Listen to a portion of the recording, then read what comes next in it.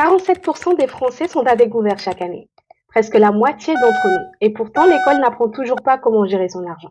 Bienvenue dans cette vidéo, nous allons parler de 9 bases de l'éducation financière. Le but est qu'à la fin de la vidéo, vous appreniez le minimum nécessaire pour vous permettre de dépenser votre argent de la meilleure façon Et vivre confortablement en accomplissant tous vos objectifs financiers.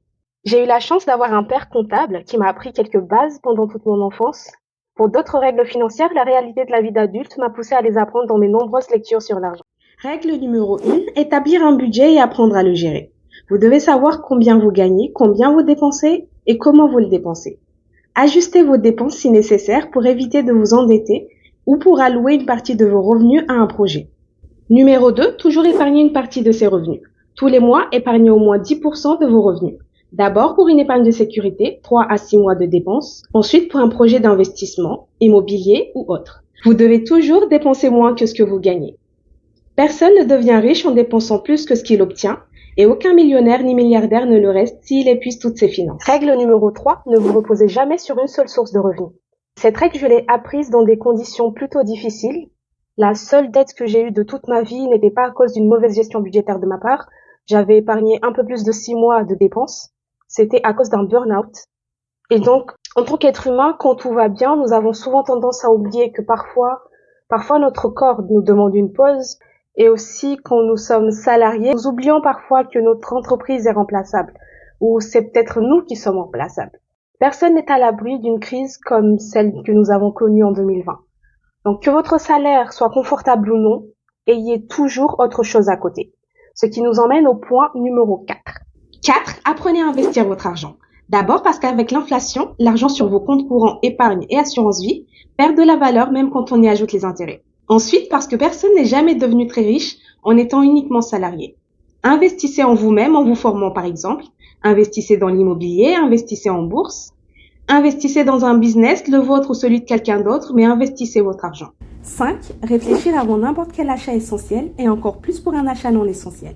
Si par exemple vous voulez acheter une voiture pour aller au travail car vous ne pouvez pas y aller en transport en commun, réfléchissez à ce dont vous avez vraiment besoin. Comparez les prix, faites jouer la concurrence. Si c'est un achat non essentiel, par exemple le dernier smartphone alors que le vôtre a à peine 1 an ou 2, demandez-vous si vous pouvez vous le payer 2 fois sans que cela n'impacte vos finances. Si vous n'en avez pas les moyens mais que cet achat est important pour vous, anticipez en mettant de l'argent de côté. Et payez-vous ce dont vous avez envie en une fois sans faire de crédit. 6. Toutes les dettes ne sont pas mauvaises. Une dette parce que vous avez fait un crédit d'investissement immobilier ou de création d'entreprise est une bonne dette. Une dette de crédit à la consommation est une mauvaise dette. Ne faites pas de crédit pour acheter une voiture si vous avez la possibilité de faire sans. Règle numéro 7. Prenez conscience que vous méritez d'être plus riche et en parfaite santé. Ce qui crée de la richesse dans le monde, c'est le temps. Et la situation dans laquelle vous êtes aujourd'hui est le résultat des choix que vous avez faits quant à l'utilisation de votre temps. Si vous regardez cette vidéo, c'est que vous avez l'énorme privilège d'avoir du temps devant vous. Faites le bon choix d'utiliser votre temps pour manger plus sainement, en cuisinant vous-même par exemple.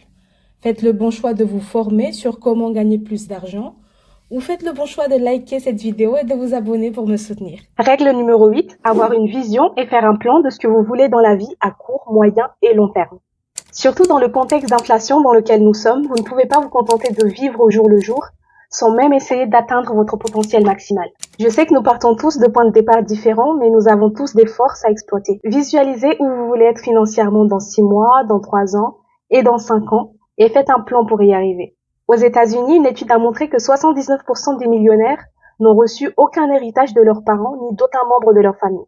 N'hésitez pas à visualiser très grand. Numéro 9. L'échec est un levier d'apprentissage. En finance, l'échec n'est pas une fin en soi, mais un puissant moyen d'apprendre et de s'améliorer. Plutôt que d'avoir peur de l'échec, il faut le voir comme une opportunité. Faire des erreurs, que ce soit en gestion budgétaire, en investissement ou en choix d'assurance, est l'une des meilleures façons d'apprendre ce qui fonctionne et ce qui ne fonctionne pas. Cet apprentissage vous aidera à mieux vous protéger contre les arnaques financières, les investissements trop beaux pour être vrais et à prendre des décisions plus éclairées.